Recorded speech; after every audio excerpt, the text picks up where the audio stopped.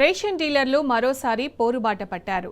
Commission బకాయిల కోసం కాంగ్రెస్ సర్కారుకు ఎంత మొరపెట్టుకున్నా ప్రయోజనం లేకపోవడంతో రోడ్డెక్కుతున్నారు. ఇందులో భాగంగా సెప్టెంబర్ 1 నుంచి రాష్ట్ర వ్యాప్తంగా రేషన్ దుకాణాలు బంద్ చేస్తామని ప్రభుత్వానికి అల్టిమేటం జారీ చేశారు. వచ్చే నెల నుంచి బియ్యం పంపిణీ చేయబోమని తేల్చి చెప్పారు. బియ్యం పంపిణీ బకాయిలను వెంటనే విడుదల చేయాలని డిమాండ్ చేస్తూ నిన్న రేషన్ డీలర్లు పౌర సరఫరాల భవన్ ముందు నిరసన తెలిపారు. ఈ సందర్భంగా రేషన్ దుకాణాల బంద్ ప్రకటన చేశారు. దీంతో పాటు ఆందోళనకు సంబంధించి కార్యాచరణను వెల్లడించారు.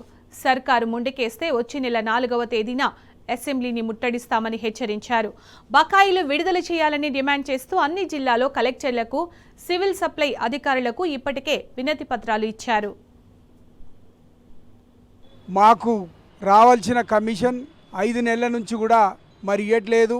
ఆ రూమ్ రెంట్ కట్టుకోవాలన్నా, మరి తూకం చేసినోనికి ఇవ్వాలన్నా ఇప్పుడు నానా ఇబ్బందులు పడుతూ గడుపుకుంటూ వస్తున్నాం. ఇవాళ రేపిస్తా అని ప్రభుత్వం ఆగస్టు 31 లోపల ఇవ్వకపోతే సెప్టెంబర్ 1 నుంచి మొత్తం బంద్ చేస్తూ రస్తా రోకోలు చేసేందుకు రాష్ట్ర వ్యాప్తంగా డీలర్లు అందరూ కూడా సిద్ధమైనరు. దీన్ని అర్థం చేసుకొని గౌరవ ముఖ్యమంత్రి గారు, గౌరవ మంత్రి గారు మేము ఏం కావాలా, ఎక్కడ పోవాలా, ఎవరు చెప్పుకోవాలా, మరి ఎన్నో నివరండాలు ఇవ్వడం జరిగింది. ఇప్పటివరకు ఎలాంటి స్పందన లేదు కాబట్టి తప్పలేని పరిస్థితిలో రోడ్డు మీదకి రావాల్సి వస్తుంది.